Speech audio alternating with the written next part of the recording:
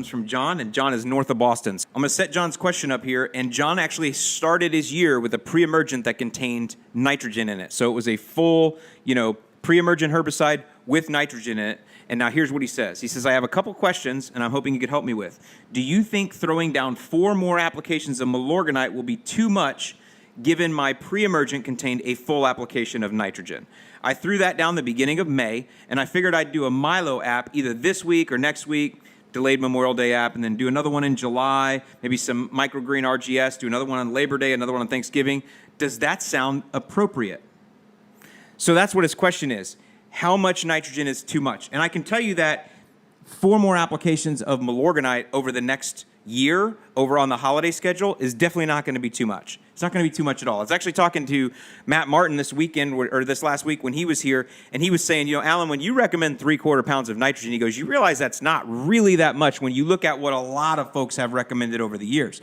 And I remember that back in the True Green days, we used to put down a pound and 1/4 of nitrogen each application. We would do that quite often to really kick in the lawn, and the most I ever recommend is 3/4 pound of nitrogen. So the answer here is no. 5 applications a year of nitrogen, whether it's Milorganite or whatever it is, no, that's not too much at all.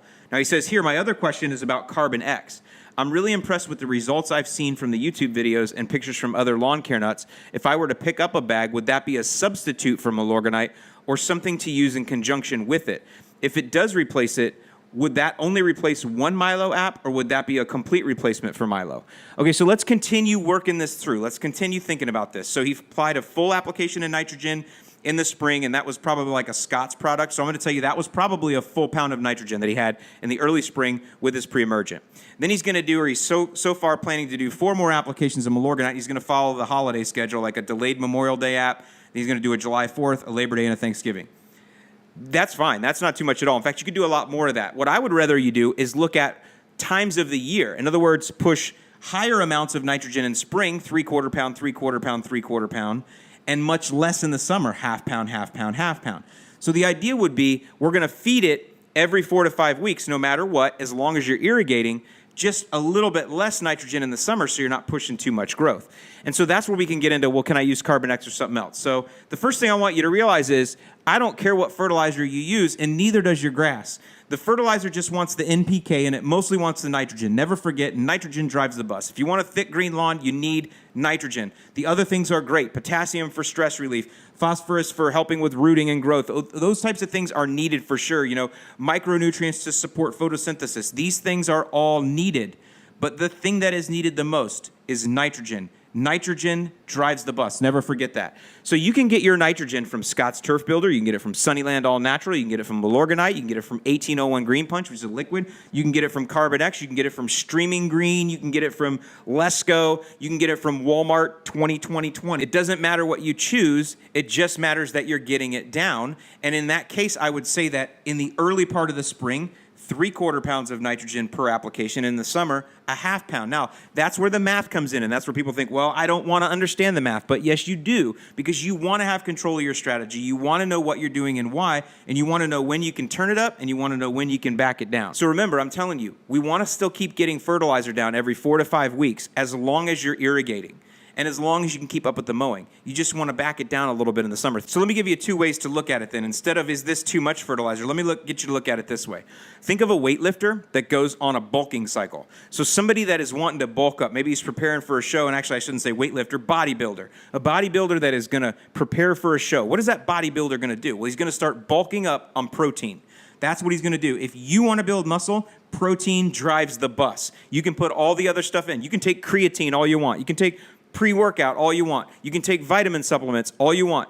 That's not going to build muscle. That's going to support the rest of the body systems, but the way that you build muscle is protein. Protein is the building block, and that's what you need to ingest. So if you want to lift a lot of weight and break down a lot of muscle and build the muscle back up, you're going to bulk yourself up with protein. But you're not going to do that year-round. A weightlifter is not going to eat 30 eggs every single morning and take down copious amounts of steak and chicken and tuna and drink all these shakes. They're not going to do that year-round. What do? They have a bulking cycle that that they go into as they prepare for a show. And then when they're in the off season, they kind of treat things differently. Some of them let themselves go a little bit more than others, but you can always tell that they're a bodybuilder. And in fact, some people in their off season will go more towards cardio, and they will lean out, and they will work on their lung function, and they will work on their endurance, and they will work on their lean muscle type, fast twitch type stuff. And again, I'm not super into this and don't understand it super amounts, but you understand that the diet is different during a bulking cycle than it is during a cardio cycle or a thinning cycle or a cutting cycle, maybe is what they call it.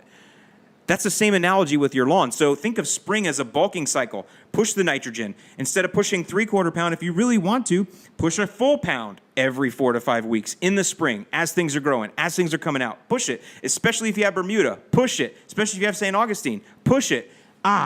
Push it. No matter what you do, push that nitrogen. But when you come into summer now, things are going to slow down. Think about yourself when you're outside in the heat and it's really humid and it's really hot, you slow down. In fact, I call it the turtle walk. I love to be outside when it's 95 degrees here and 100% humidity.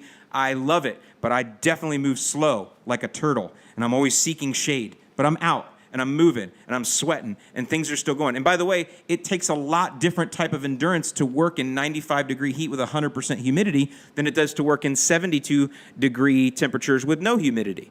Totally different. Or to work at altitude in Denver at 72 degrees with no humidity. It takes a really different type of a fitness level, and that's kind of how your lawn can be. The fitness level that your lawn will withstand in the spring is much different in the summer, and the reason the summer is so different is because of everything we've talked about. It's because of the heat. Now, in the north, in the cool season, that also means you're going to get less water. Down here in the south, when things pick up, it means we're going to get more water, but the variable is the heat, and heat is something that will definitely slow down all grass types when it's at extremes.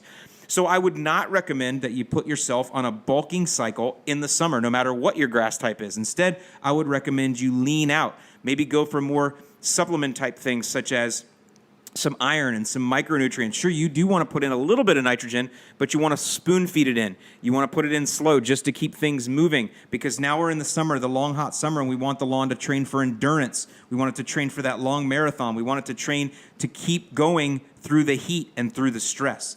So look at it that way. It's not about too much nitrogen. It's more about what kind of a cycle are you on and how is the weather dictating that type of a cycle. Now,